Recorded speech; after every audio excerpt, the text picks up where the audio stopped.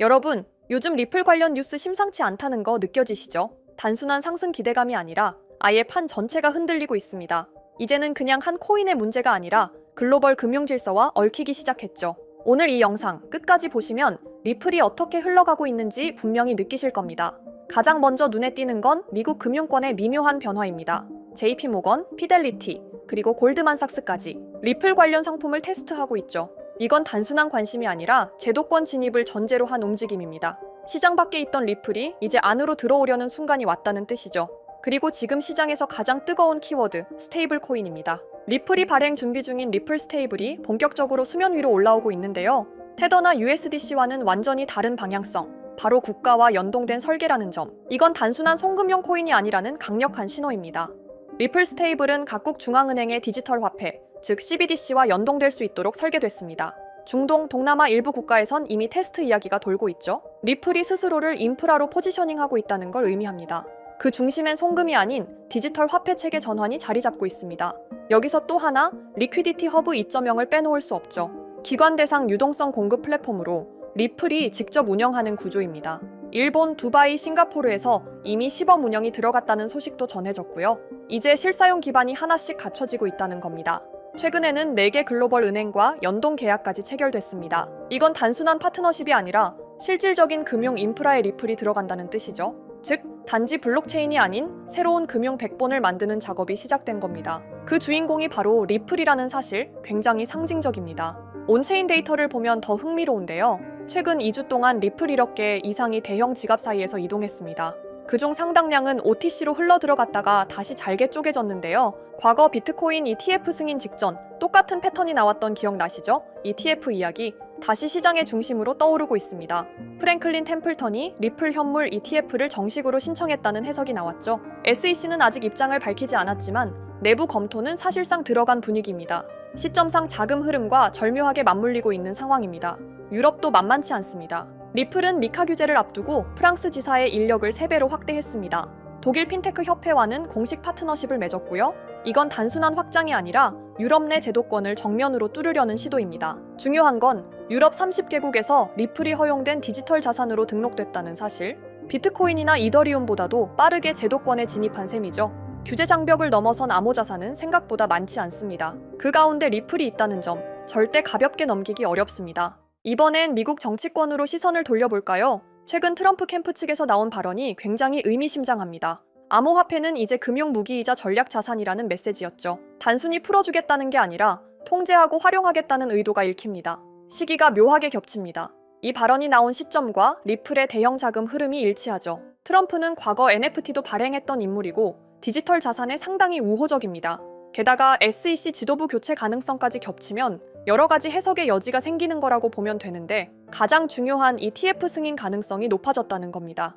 지금 SEC는 비트코인과 이더리움 이후의 자산을 선택해야 하는 상황이고 그 후보 중 리플은 실사용, 유동성, 법적 판결까지 모두 통과해버린 몇 안 되는 코인 중 하나입니다. 이 모든 걸 감안하면 승인 타이밍이 매우 적절한 상황이죠. 그리고 리플의 CEO 브래드 갈링하우스의 최근 발언도 주목할 만합니다.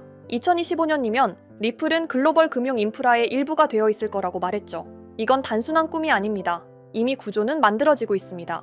CBDC, 유동성 플랫폼, 그리고 실사용 기반까지. 리플은 승인 가능성이 계속 우상향하고 있고 갈링하우스는 또 한 가지 인상적인 말을 남겼습니다. 리플은 송금용 코인이 아니라 금융의 API이다. 이건 완전히 새로운 정의입니다. 단순한 결제 수단이 아닌 금융 시스템을 연결하는 통로가 되겠다는 거죠. 하지만 이런 굉장한 소식들보다 중요한 점 단 하나는 아직 가격에는 이런 호재들이 전혀 반영되지 않았습니다. 시장은 지금도 조용하고 리플은 오르내림 없이 횡보 중이죠. 하지만 조용한 지금이야말로 기관과 고래들이 움직일 수 있는 구간입니다. 과거 비트코인도 그랬고 이더리움도 그랬습니다. 지금은 저점에서 무슨 일이 일어나고 있는지를 알아보는 게 리플로 수익 볼 수 있는 핵심 요소 중 하나입니다. 결국 우리는 지금 리플의 두 번째 시작점 앞에 서 있습니다.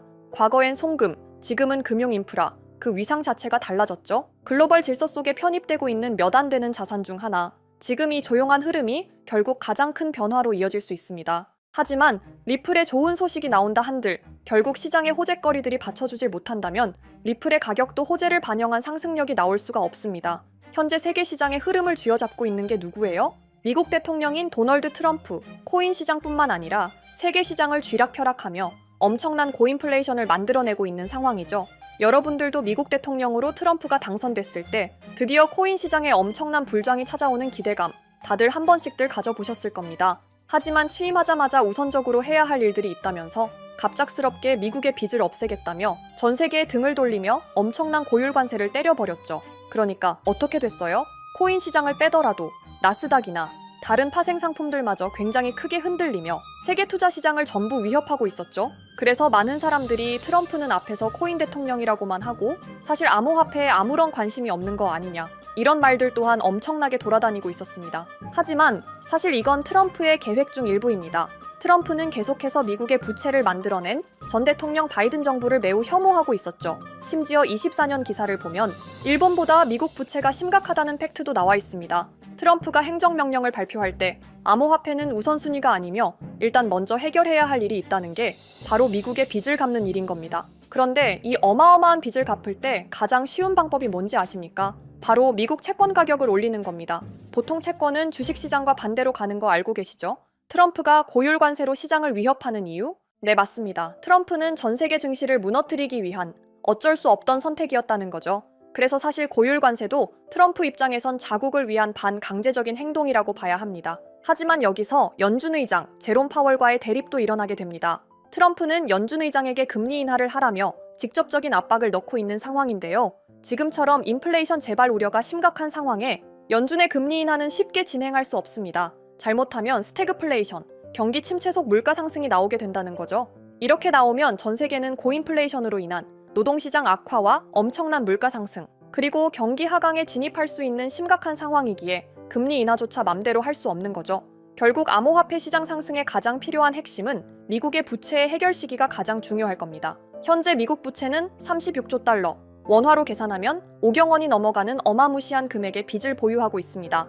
하지만 다시 한번 트럼프의 행정명령을 보면 이런 말을 한번 한 적이 있죠. 미국을 암호화폐 수도로 만들겠다라고요. 실제로 트럼프는 매번 비트코인 관련 행사를 꾸준히 참석할 뿐더러 백악관의 암호화폐 부서도 만들 만큼 지금 전 세계 대통령 중 누구보다 암호화폐를 긍정적인 시선으로 바라봐주는 인물인 것도 팩트입니다. 심지어 미국 백악관 내에서는 비트코인 관련 법안, 전략적 비트코인 준비금과 디지털 자산 비축 대통령에 대한 법안을 보강하고 있는 상황인데요. 신시아 루미스 상원 의원은 미국 부채에 대한 유일한 해결 방안으로 비트코인 법안을 제안하기도 했으며 이게 유일한 해결책이 될 것이라며 코인 자체를 띄워주기도 하고 있습니다. 심지어 세계 최대 규모 사모펀드인 블랙록에서도 이런 불안정한 시장에서 비트코인 ETF를 16일 연속 꾸준히 유입하며 비트코인에 엄청난 금액을 쏟고 있는 상황, 그리고 고율 관세에 대응하던 중국이 나오면서 트럼프가 먼저 중국의 관세는 내릴 것이라며 중국에게 먼저 관세 관련하여 꼬리를 내린 트럼프, 제가 감히 현재 계획을 유추해보면 슬슬 트럼프가 원하는 대로 이루어져 가고 있고 행정명령에 서명한 이상 무조건 지켜야 하는 법안, 암호화폐의 성장 가속화, 이제 암호화폐의 차례가 온 겁니다. 그렇다면 우리는 무엇을 해야 할까요? 바로 암호화폐 시장의 상승 대비와 함께 어떤 코인이 상승할지, 어떤 테마를 타야 할지 이걸 알아야 한다는 거죠. 트럼프가 친암호화폐를 선언하며 트럼프 가문, 일명 트럼프 패밀리는 많은 알트코인을 매입하고 있습니다. 심지어 본인 이름으로 걸었던 오피셜 트럼프와 와이프 이름을 건 멜라니아 밈코인, 생각보다 트럼프 가문도 코인의 진심이라는 거죠. 그래서 무엇을 담아야 큰 수익이 나올 건가? 이거 하나만 찾아보면 되는 건데 트럼프에 매입을 할 때마다 뉴스 기사거리가 되지만 제가 트럼프 포트폴리오를 봤을 때 막대한 금액을 투자한 것 치고 아직 뉴스 기사로 담아가지 않은 코인 몇 개를 발견했습니다. 사실 뉴스로 실어 담은 코인 이름들은 누구나 알 법한 대형 코인들이라 시총이 높기 때문에 보고 담으시더라도 미미한 수익률로 마무리할 수밖에 없으실 겁니다. 하지만 제가 찾아낸 이 코인은 외신 기사든 국내 기사든 아직 기사거리로도 쓰지 않은 코인이더라고요. 그래서 이 코인이 무엇인지 우리 구독자 여러분들에게 공개를 해드릴 건데요. 유튜브 같은 공개적인 플랫폼에서 공개를 하면 결국 외부로 유출이 돼서 말짱 도루묵이 될 것 같아 지금 상단에 보이시는 번호 010-2764-5966 제 개인 번호인데요. 여기 번호의 문자로 구독자라고 보내주시고 댓글에 트럼프라고 달아주세요. 댓글까지 다는 이유는 저희 채널 구독자분이신지 확인하기 위함이고 만약 종목 공유를 받으시더라도 우리 비밀같이 지키자고요. 결국 외부로 유출이 되면 우리가 얻을 수익률은 그만큼 줄어들게 분명하니까요. 물론 제 시나리오가 틀릴 수도 있지만 지금까지 트럼프의 행보를 봤을 때 사실 말도 안 된다는 헛소리라고 생각하시는 분들은 없으실 것 같아요. 그래서 제 코인 경력 10년을 걸고 이 코인 정말 대박이 나올 확률이 굉장히 높습니다. 사실 이것도 이번 한 번밖에 못 담는 기회거든요. 그래서 제가 드리는 종목 담으시고 다들 큰 수익 얻어가셨으면 좋겠습니다. 그럼 오늘 영상 여기서 마무리하고 다음에도 리플에 관한 좋은 정보들, 호재거리들 여러 가지 담아서 영상 만들어 볼 테니까 다음 영상도 꼭 시청해 주시면 감사하겠습니다. 그럼 좋은 하루 보내시고 오늘 영상 여기서 마무리하도록 하겠습니다. 감사합니다.